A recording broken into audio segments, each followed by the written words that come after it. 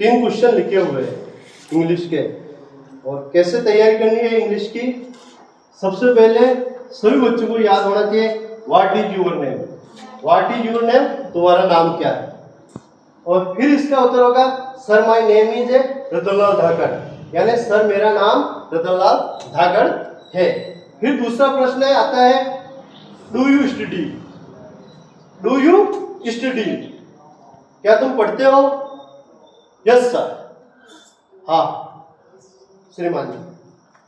फिर तीसरा प्रश्न आता है in which class do you read.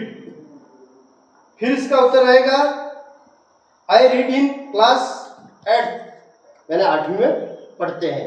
और सभी बच्चों को एक साथ में बोलेंगे what is your name. Sir my name is. Do you study.